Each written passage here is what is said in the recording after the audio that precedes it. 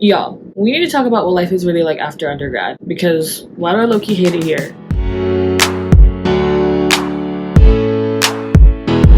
What's good? Welcome back, and if you're new here, welcome. I am Jordan, and today's video is going to be a sort of brain dump video diary situation, but this video is just kind of me talking about my experience post-grad. I've been feeling really weirdly alone in this time. I've been having a hard time kind of balancing things, getting used to work, getting used to different hours, stuff like that. We'll talk about it in the video, but I just wanted to preface by saying this video is not going to have that much structure because I feel like I censor or sanitize myself a little bit when I give it too much structure. So we're gonna have a loose structure and we're gonna just chat because life has been lifing in a lot of weird ways and I need to talk about it. So this video is for people who have graduated, who are probably feeling the same way I do, and for people who are about to graduate or will be graduating in the future at some point in life and are feeling the same way. And honestly, I feel like a bunch of 20-somethings in general, whether you went to college or not, are probably feeling this way because it's just a weird time in life where we kind of just have to figure out who we want to be as people. This is specifically about how I'm having a hard time figuring out who I want to be as a person. So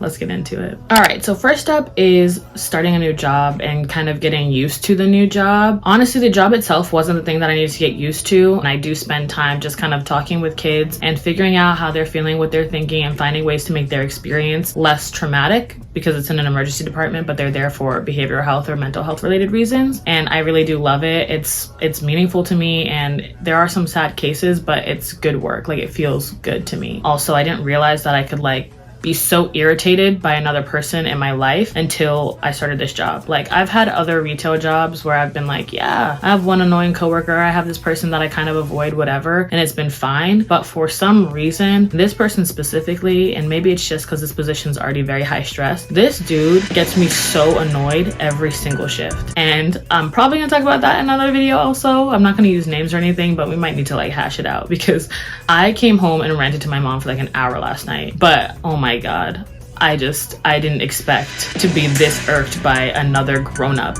in my life. And he's not even another 20-something-year-old. This man is 45. But that's a different conversation. Let me not get into it. I will say though, the change from working being an internship girly, being a 9-to-5 girly, to being a girl who works 36 hours, but I'm working 3 12-hour shifts in a week is so weird. It's such a weird shift. And I'm still having a hard time figuring out how I want to structure my life around my work hours because I work 11 to 11 or 11 to 11:30 roughly every shift. So that whole day is out. And then on my off days, I find that if I've worked a lot of days in a row, 3 shifts in a row, 2 shifts in a row, I'm exhausted and I want to sleep later in the day. But I'm trying to find a way to make myself be a little bit more productive, and not even in the sense of doing work or studying or whatever, but just giving myself the day to actually do stuff go to the gym or meal prep for the week or go shopping or other things like that where I can just spend time existing throughout the day instead of sleeping until 1 p.m. kind of laying around for a little bit and then going to bed and then having to go to work and feeling I did nothing. So the lack of structure is very interesting. And even in college, we did have some level of structure. You could pick your classes and stuff, but you were expected to be somewhere at some point during the 5 days of the week, Monday through Friday. And then Saturday, Sunday was set for hanging out, going home, all that other stuff. Me having zero structure because I work every other weekend and then I have to just sprinkle the rest of my hours throughout the week. I never work the same shift week by week. All of that to say, the structure is not there at all. And not only am I going from a little bit of structure to absolutely no structure, but it's no structure in hours that I'm not used to. So my body is trying to catch up with sleep and figuring out how to be on my feet for 12 hours at a time in an emergency department, high stress situation, and then be able to function the rest of the week. So that's been tough. But yeah, the shift in structure and getting used to new coworkers was my biggest difficulty, but I'm starting to kind of settle and figure out what routine I want to have for my on days versus my off days, and I'll go from there. So the next thing that I want to talk about is my career decisions, my career options, all of that stuff. I've always been a pre-med girly. I feel I've talked about it before. I've always wanted to go to med school. I've always wanted to be a pediatrician and kind of be the voice for the voiceless, all that other stuff, and kind of include psychology or mental health and things into my practice. And while being in this position, I've learned a lot of things. I've seen a lot of different doctors and nurses and social workers and psychologists and psychiatrists and all that other stuff. And I've been seeing how people interact with patients and what the work actually looks like. And I talked to a psychologist 2 weeks ago and we had a really long conversation about the difference between med school and a PhD school, all that other stuff. And it really got me thinking do I want to be a pediatrician? And he asked me this question. He was obviously you want to care for people, care for kids, but in what way do you want to provide this care? Because there are so many different ways to do that. And that gagged me. I was like, ooh, that's a great question. I have no idea. So I'd been stressing myself out all summer about figuring out when I was going to start studying for the MCAT and start kind of like getting the ball rolling on all of that stuff. And it all kind of stopped after that meeting, where anxiety was lifted after I decided maybe I don't have to do med school, and maybe I can just hold off for a little bit and kind of figure things out. Because then a week later I talked to a psychiatrist, and she was talking about all the other things that I think are important when it comes to like psychiatry and med school and all that other stuff. So now I'm like, it's back to an even split. That is something that really threw me off, that I was not expecting, because I've always had this plan. It's been a big part of my, I feel like, identity for the longest, but I didn't want to just jump right into it. And I'm really glad I didn't, because I didn't want to be like halfway through something and be like, actually, I don't like this. I want to do something else, and feel like I wasted a lot of time and a lot of money, because I know a lot of people feel that way. I think that's why med school burnout is such a big thing. But I want to do what I love. And I am privileged enough to be in a position where I can attempt to do that, but that threw me off. So if you're feeling confused about career or things like that, ask questions and reach out to people that you might be interested in like learning about, because even if you know you don't like that thing, you know what you don't like, and that'll help you kind of like figure out things from there. Because in this position, I've only been here for 3 months, and I already know what I like and what I don't like, what irritates me and what I really want to continue doing. So yeah, just take the opportunity to kind of like figure things out, because all of us are figuring things out. And everyone keeps saying, oh, you're young, like you have so much time, and I keep brushing it off, but like it's true. I'm 22. Like we have a lot of time to figure things out. Like I don't need to start my life and be stuck in my career forever and ever at 22. Like really. And if you are in your career already, like that's great too. That's awesome. That's great. It's not like to knock anyone, but it's for the people who aren't entirely sure what they want to do. Because I used to be a certain person and now I'm uncertain. But yeah, next topic. Oh God. Next topic, social life. Guys, not saying you should prioritize one thing or another, but like I kind of regret spending my summer stressing about possibly studying for the MCAT instead of spending the time that I had trying to hang out with friends and everything like that. Like I didn't really enjoy my summer. I did do some things, but it wasn't that much. And I think it's because I was just putting a lot of pressure on myself to like get other things done by a certain timeline. But adult friendships are very different, and we're all kind of learning that. Some of my friends, we have like a shared calendar so we can figure out who's working when, so we can find a day that we can all meet. There are other friends that I haven't talked to in like a couple of months, but we plan to FaceTime every once in a while just to catch up, see how life is going, things like that. Once things settle, then we can actually start seeing each other. I have a friend that's in Chicago. I used to visit her like twice a year, but now I haven't seen her in like months, which is really unfortunate because she's like my best friend, but it's okay.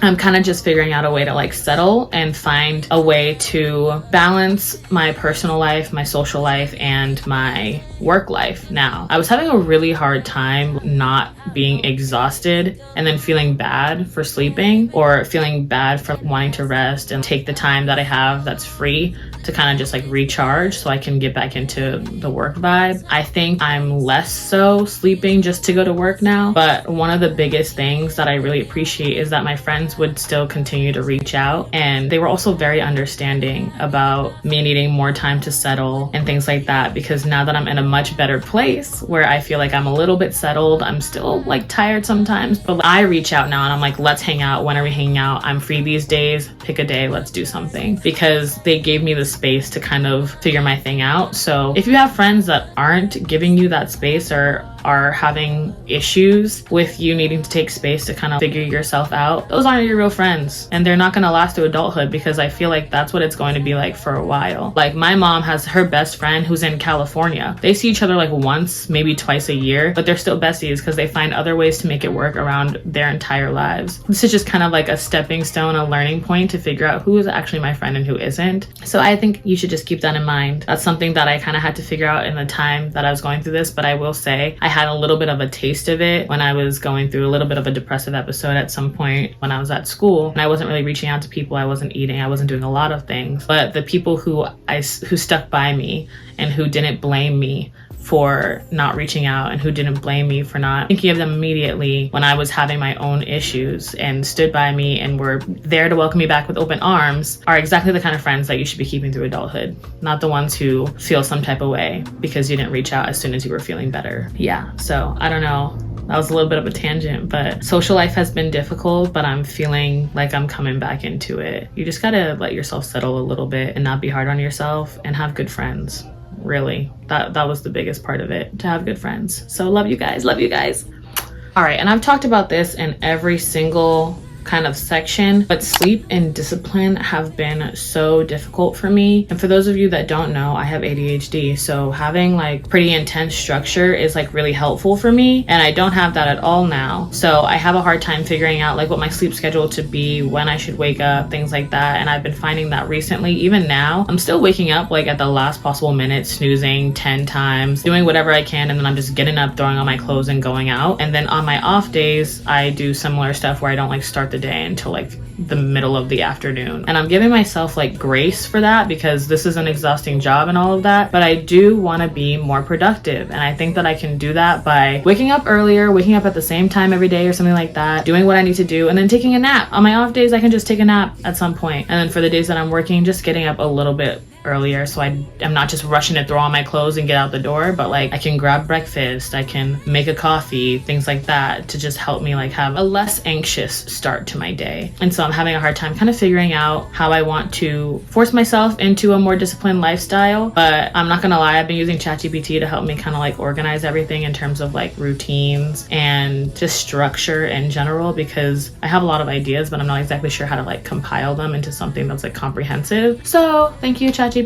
I use that. We go together real bad. Discipline and routine have been really difficult for me as well. Like that's been something that's impacted every single other aspect of my life. I guess that brings me to the last main section, which is mental health, which every single topic impacts on its own. Like with my social life, I was feeling really guilty for not spending time with my friends and not reaching out as much, or thinking of them but choosing not to reach out because I wanted to spend that time to rest or things like that. Needing to take care of my mental health and my job. It's long hours, but it's also a lot of like very intense work. We're working with kids who are having mental health issues. Like that's hard, that's sad, but finding ways to kind of like get that feeling out, question mark, or like finding ways to sort of process that and not internalize it. It's something I'm working on still, but I haven't really felt like too heavy. I try not to bring those things home with me. Like I feel what I feel, I talk to people at work about it, and it helps me feel better, and then I move on. I also have a therapist, so that's someone I also talk to when I'm feeling some type of way about certain things and finding ways that I need help to process them. But all of that to say, mental health is super important, and you should absolutely prioritize it, because if your mental health is not good, then your body will be impacted and other parts of your life will be impacted. So make sure you're prioritizing your mental health. I don't remember if I said this in my last life update video or whatever, but I am going to be bringing a lot more mental health related content into this channel, because it's really important to me, and it's something that I'm planning on doing in my career at some point. I've already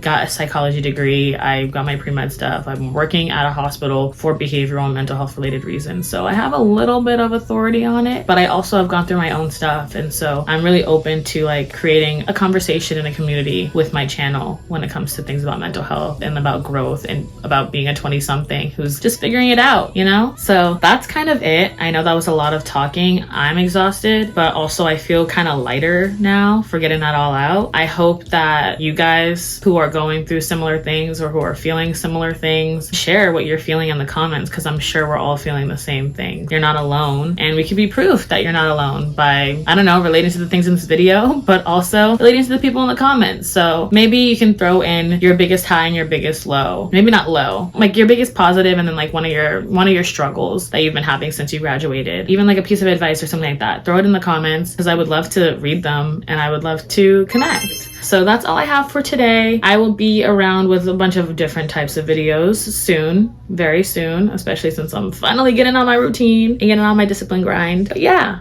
until then, watch more of my videos, because I know you want to see more of me. So like and subscribe, and I will see you guys in the next one. Thanks so much. Love you lots.